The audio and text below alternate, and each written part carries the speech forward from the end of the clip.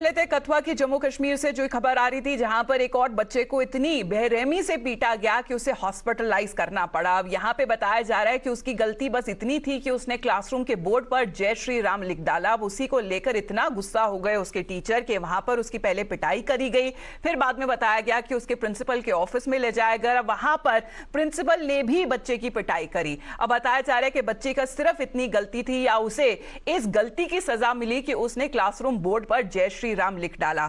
अब जहां तक अगर टीचर की बात करें, एफआईआर जो टाइम्स नाउ ने एक्सेस करी है, टीचर को फिलहाल हिरासत में ले लिया गया है, लेकिन जो स्कूल का प्रिंसिपल है वो अभी भी फरार है। किसने मारा? फारूक डॉक्टर ना प्रिंसिपल। फारूक डॉक्टर क्या है वो? लेक्चर है उर्दू। और प्रिंसिपल ने मारा? क्या बोला आपको? बोला कुछ नहीं, ऐसे ही मारते। क्या बोला कि आपने जय श्री राम लिखा है? हाँ। और कौन था उस वक्त जब मारा? तो उधर बहुत से किसी ने नहीं बोला ना। पहले बाहर मारा, हाँ, फिर अंदर ले गए। हाँ, फिर ब्रांड मारते मारते अंदर ले गया।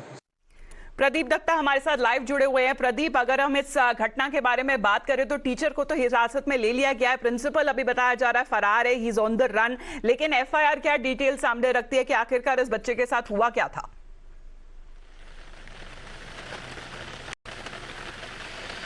देखिए, ये जो एफआईआर के मुताबिक जो है 25 की घटना है। 25 को जब ये टीचर मोहम्मद फारूक क्लास में जाता है तो वहां पे लिखा था जय श्री राम।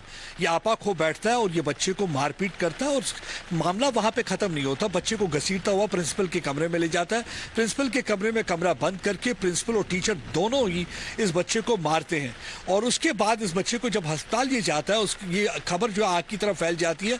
लोगों में काफी आक्रोश और गुस्सा, और लोग जो है स्थानीय निवासी जो है सड़कों पर उमड़ कर आ जाते हैं और वो कहते हैं कि एक्शन लिया जाना चाहिए। उसके बाद एफआईआर दर्ज होता है। एफआईआर के बाद एक इंक्वायरी कमेटी भी बनती है जो कि एडमिनिस्ट्रेशन की तरफ से 3 मेंबर की इंक्वायरी कमेटी जो आज से काम करना शुरू कर देगी। 2 दिन के अंदर उन्हें रिपोर्ट सबमिट करनी है। उसके बाद जो ये टीचर है मोहम्मद फारूक, इसको हिरासत में लिया जाता है, इसको पकड़ लिया जाता है, लेकिन प्रिंसिपल जो है अभी भी फरार है। लेकिन जब इन्वेस्टिगेशन के दौरान ये अभी तक पाया गया है कि ये जो टीचर था ये 11वीं और 12वीं कक्षा को पढ़ाता है, और जबकि ये जो छात्र है ये 10वीं कक्षा का, यानी कि इसका उस कक्षा से लेना देना कुछ भी नहीं है। एक प्रिंसिपल जो होता है प्रोटेक्टर का रोल करता है और एक जो टीचर होता है वो नेशन बिल्डिंग और कैरेक्टर बिल्डिंग में उसका बहुत बड़ा रोल होना चाहिए। अगर बच्चे को लगता भी उन्हें किसी किस्म की कोई गलती है तो उसे काउंसिल किया जाता है, ना कि इस तरीके से मारपीट की जाती है कि उसके आप देखिए अंदरूनी चोटें आई हुई हैं, उसके जो मतलब पेशाब के साथ वो खून भी बहा है, जो कि वहां के डॉक्टर्स ने बताया, और कहते हैं कि उसकी बाजू में काफी देर तक स्वेलिंग रही है 2 दिन लगातार, और कान में भी अभी तक उसे दर्द हो रहा है। मतलब इतनी बेरहमी से टीचर ने मारा। इससे पता चलता है कि कितना इंटॉलरेंट और कम्युनल माइंडसेट टीचर का था। ऐसे टीचर नहीं होने चाहिए। यही लोगों की, स्थानीय निवासियों की वहां डिमांड है कि इनकी सर्विसेज से इनको टर्मिनेट कर देना चाहिए, क्योंकि ऐसे टीचर क्लास में होना या स्कूल में होना एक खतरनाक साबित हो सकते हैं। क्योंकि जब आप बच्चों को पढ़ाते हैं तो आप जब क्लासरूम की बात करते हैं वो एक ऐसा स्पेस होता है जहां कोई भी आइडेंटिटी नहीं होती, कोई हिंदू मुस्लिम सिख ईसाई नहीं होता, बल्कि एक हिंदुस्तानी की तरह, एक छात्र की तरह उसे पढ़ाया जाता है। लेकिन यहाँ पे उल्टा हिसाब है कि अगर आपने जय श्री राम लिख दिया, ठीक है, अगर आपको लगता है कि वो गलत था आपके हिसाब से, तो लेकिन मारने का तो मतलब बनता नहीं था। काउंसलिंग की जा सकती थी, बच्चे को समझाया जा सकता था कि भाई पॉलिटिक्स नहीं होनी चाहिए, स्कूल में ऐसा नहीं होना चाहिए। लेकिन वहां उल्टा हिसाब हुआ। उसे पहले मारा पीटा जाता है, घसीट के प्रिंसिपल के रूम में लिया जाता है। प्रिंसिपल भी काउंसिल करने के बजाय, प्रोटेक्टर का रोल प्ले करने के बजाय, प्रिंसिपल भी उस बच्चे की इतनी बुरी तरह मारपीट करते हैं। लातों और घूसों से मारा जाता है उस बच्चे को, जिसकी वजह से पीटा गया इस बच्चे को। क्योंकि खबर फिलहाल ये भी आ रही है, जहां तक जो बच्चे की रिपोर्ट है उसको इतनी इंजरीज मिली है कि शायद उसके यूरिन से खून भी हुआ है, मतलब वहां पर खून आया उसके यूरिन में, ये बताया जा रहा है, जो रिपोर्ट सजेस्ट कर रही है फिलहाल। लेकिन यहां पर जहां तक टीचर और प्रिंसिपल है दोनों को बुक कर लिया गया। प्रिंसिपल अभी भी फरार है। लेकिन अब इसी बात पर वाद विवाद छिड़ता हुआ बीजेपी सवाल उठा रही है कि इस मुद्दे पर जो कथुआ के जो स्कूल में हुआ वहां पे विपक्षी दल साइलेंट क्यों है, वो शांत क्यों है? क्योंकि कांग्रेस पार्टी का यह कहना है, और मुजफ्फरनगर का जो हादसा हुआ था वहां पर भी बच्चे के साथ उसको साइडलाइन करने की, डिस्ट्रैक्ट करने की कोशिश कर रही है बीजेपी। ये 2 हादसे 2 अलग अलग स्कूल 2 अलग जगहों पे हुआ है, लेकिन एक को पॉलिटिसाइज किया जा रहा है और दूसरे को नहीं। ये सवाल फिलहाल बीजेपी उठाती हुई नजर आ रही है।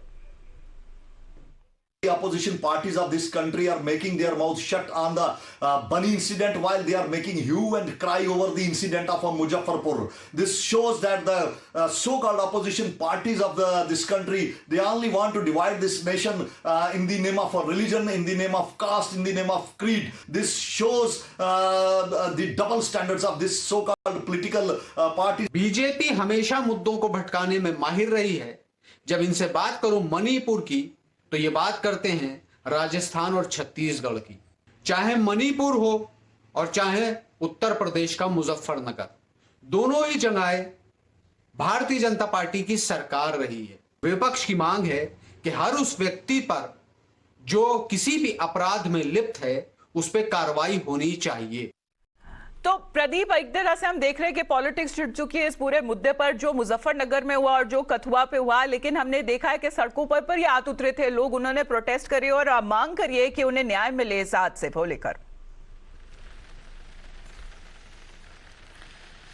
बिल्कुल आप सही कह रहे हैं। जो सड़कों पर लोग आए थे उन्होंने कहा था न्याय होना चाहिए। न्याय में वो चाहते हैं कि एक सख्त कार्रवाई की जानी चाहिए टीचर और प्रिंसिपल, ताकि दोबारा कभी कोई ऐसा इंसिडेंट ना हो। जहां तक सियासत की बात है, बीजेपी लगातार इल्जामात लगा रही हैं विपक्षी दलों पर कि विपक्षी दल क्यों सिलेक्टिव अप्रोच रखते हैं, सिलेक्टिव आउटरीच क्यों होता है। मुजफ्फरनगर के मामले को लेकर तो उन्होंने काफी बीजेपी को घेरने की कोशिश की और उन्होंने कहा कि कम्युनल माइंडसेट जो सड़कों पर था अब स्कूलों में भी आ गया बीजेपी की वजह से। तो बीजेपी कह रहे हैं उसी तरह से बनी के इंसिडेंट को लेकर पूरी तरह से चुप्पी क्यों साधी हुई है। एक भी लफ्ज या एक भी ट्वीट ना ही राहुल गांधी से ना कि प्रियंका गांधी की तरफ से देखा गया। क्या ये छात्र कोई छात्र नहीं था तो इसके साथ अगर ऐसी मारपीट की जाती है तो इस मामले में क्यों बोला नहीं जा रहा है। जहां तक कांग्रेस का सवाल है तो उनका कहना है कि उसको इतनी बेरहमी से पीटा गया कि उसे हॉस्पिटलाइज करना पड़ा। अब यहां पर उनके परिवारजनों का यह मांग है कि उन्हें न्याय मिलना चाहिए और कड़ी से कड़ी कार्रवाई होनी चाहिए इस पूरे हादसे को लेकर। धन्यवाद आपका प्रदीप हमारे साथ जुड़ने के लिए। आगे बढ़ते प्रधानमंत्री